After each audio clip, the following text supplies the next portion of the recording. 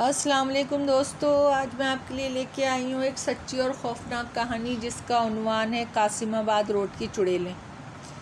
میرا نام اقبال ہے، ہم نواب شاہ میں رہتے ہیں۔ میرا چھوٹا بھائی کمال کراچی میں این ڈی یونیورسٹی میں پڑھتا ہے۔ میں جب رات گھر آیا تو میرے ہی موبائل پر اس کے دوست کا فون آیا۔ اس کا فون سن کے میں پریشان ہو گیا۔ کمال کا ایکسیڈنٹ ہو گیا تھا اور اسے کافی سیریس چوٹیں آئی تھیں۔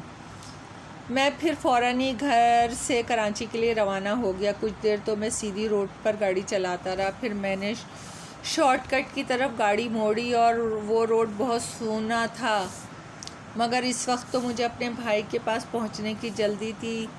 ابھی میں اس سڑک پر زیادہ دور نہیں گیا تھا، میں نے دیکھا کہ ایک 4-5 سال کی بچی جس نے پنک فراک پہنا ہوا تھا وہ میری گاڑی کے سامنے سے تیزی سے گزری اور روڈ کراس کر کے دوسری سائڈ پہ چلی گئی۔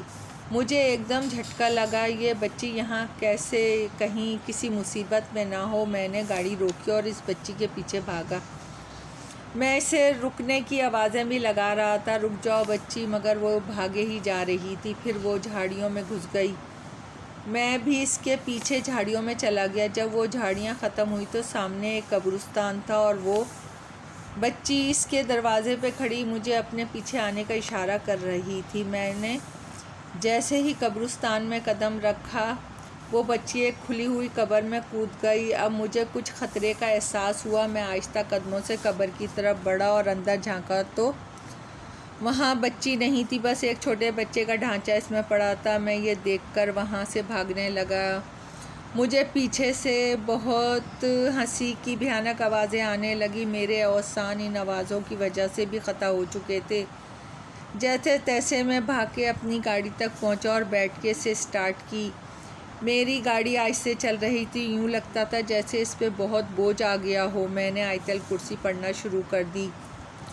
کچھ ہی دیر بعد گاڑی کی رفتار تیز ہو گئی اور میں نے اللہ کا شکر ادا کیا۔ پھر میں کچھ دور چلا ہوں گا کہ مجھے گھوڑوں کی ٹاپوں کی تیز آوازیں آنے لگیں۔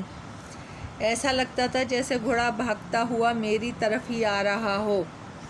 پھر کچھ لمحوں بعد وہ گھوڑا مجھے سامنے سے آتا ہوا نظر بھی آ گیا۔ اس پہ جو سوار بیٹھا ہوا تھا اس کے ہاتھ میں ایک ننگی تلوار تھی اور جس چیز نے میری رگوں میں خون کو جما دیا تھا اس سوار کا اس کے جسم پر سر نہیں تھا۔ میں نے گاڑی روک کے آنکھیں بند کر لیں اور کلمہ پڑھنے لگا۔ مجھے ایسا لگا جیسے یہ میری زندگی کا آخری دن ہے، اب میں نہیں بچ سکتا۔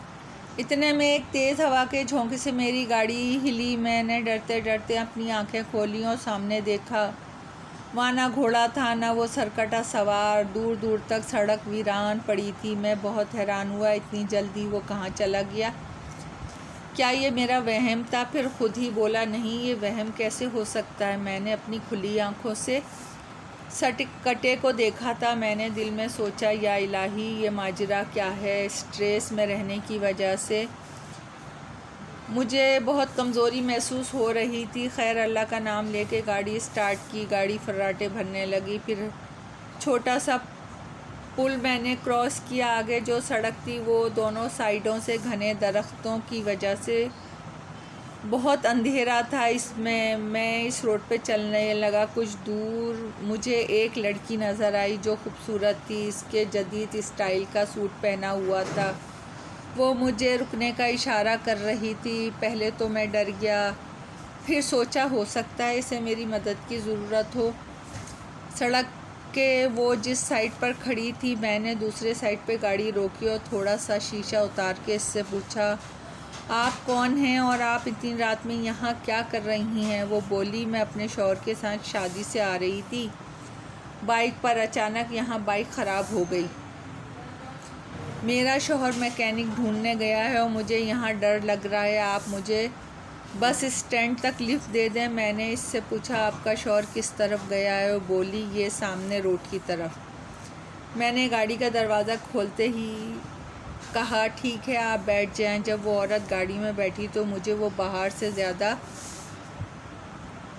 قریب سے خوبصورت لگی۔ میں نے باتوں کا سلسلہ آگے بڑھانے کے لیے اس سے پوچھا، آپ کہاں رہتی ہیں؟ اس نے کوئی جواب نہیں دیا اور اپنا سر نیچے جھکا لیا۔ اس کے بال اس کے چہرے پہ آ گئے تھے، پھر وہ ہلکا ہلکا غرانے لگی۔ میں نے پریشان ہو کے پوچھا، خیریت آپ ٹھیک ہیں؟ اس نے جیسے ہی اپنا چہرہ میری جانب گھمایا میری تو چیخ ہی نکل گئی۔ اب وہ ایک بھیانک چڑیل بن چکی تھی جس کی آنکھیں سرخ ہو رہی تھیں اور اس کے منہ سے دانت بھی باہر آ گئے تھے، اور وہ اپنی سرخ سرخ آنکھوں سے مجھے دیکھ کے غرا رہی تھی۔ اچانک میرے ذہن میں ایک خیال بجلی کی تیزی سے کوندا، کیوں نہ میں اسے آٹومیٹک ڈور کھول کے باہر دھکا دے دوں۔ میرے خوف سے ہاتھ لرز رہے تھے مگر میں نے ہمت کی، گاڑی کا آٹومیٹک ڈور کھول دیا اور پوری قوت سے چڑیل کو ڈور کی طرف دھکا دیا۔ وہ میرے اچانک حملے کے لیے تیار نہیں تھی۔ میرے دھکے سے وہ ڈور سے ٹکرا کے باہر گری۔ ویسے ہی میں نے گاڑی کی رفتار بڑھا دی۔ وہ ایک لمحے ہی میں اٹھ کے کھڑی ہو گئی اور میری گاڑی کے کھلے ہوئے ڈور کو پکڑنے کی کوشش کرنے لگی۔ وہ بہت تیز بھاگ رہی تھی، ایسا لگ رہا تھا جیسے وہ مجھے پکڑ لے گی، مگر سامنے سے ایک تیز رفتار ٹرک گزرا اور وہ اس کے نیچے آ گئی۔ میں نے تو پلٹ کر بھی نہیں دیکھا کہ اس کا کیا ہوا۔ میں گاڑی کی رفتار 100 سے بھگا رہا تھا۔ جب میں روڈ پر آیا تو وہاں اکا دکا گاڑیاں چل رہی تھیں۔ میں نے پھر گاڑی روک کر فرنٹ ڈور بند کیا اور آگے سی این جی اسٹیشن پہ گاڑی روکی اور بھاگتا ہوا ان کے کمرے میں گیا۔ وہ لوگ مجھے دیکھ کے ڈر گئے، میرا سانس چڑھا ہوا تھا۔ میں وہاں جا کر ایک کرسی پہ گر گیا۔ وہاں جو 2 لوگ تھے وہ دور کھڑے مجھ سے پوچھ رہے تھے، آپ کون ہیں اور آپ اتنے ڈرے ہوئے کیوں ہیں؟ میں نے ہاتھ کے اشارے سے پانی مانگا۔ جب پانی پی چکا تو میرے اوزان بحال ہوئے۔ پھر میں نے رات کو اپنے اوپر گزرنے والی ساری باتیں انہیں بتائیں۔ انہوں نے پوچھا، آپ کس روڈ پہ سفر کر رہے تھے؟ میں نے کہا، قاسم آباد والی روڈ پر۔ وہ بولے، شکر کریں آپ بچ گئے، لگتا ہے آپ اس علاقے میں نئے ہیں، ورنہ کبھی بھی رات میں وہ روڈ سے نہیں آتے۔ میں نے کہا، ہاں میں اس نواب شاہ کا رہنے والا ہوں، پر ایسا کیا ہے اس روڈ پر؟ وہ بولے، رات میں اس سنسان راستے پہ بھوت پریت کا بسیرا ہوتا ہے۔ پھر وہ بولے، صبح ہونے والی، آپ صبح یہاں سے نکلنا اور ہاں ہائی وے سے جانا۔ میں نے ان کا بہت شکریہ ادا کیا اور پھر صبح ہی میں دوبارہ روانہ ہوا۔ شکر ہے بھائی بھی اب خطرے سے باہر تھا۔ دوستو، کہانی پسند آئی ہو تو لائک اور سبسکرائب کیجیے گا۔ آپ کی دعاؤں کی طلبگار۔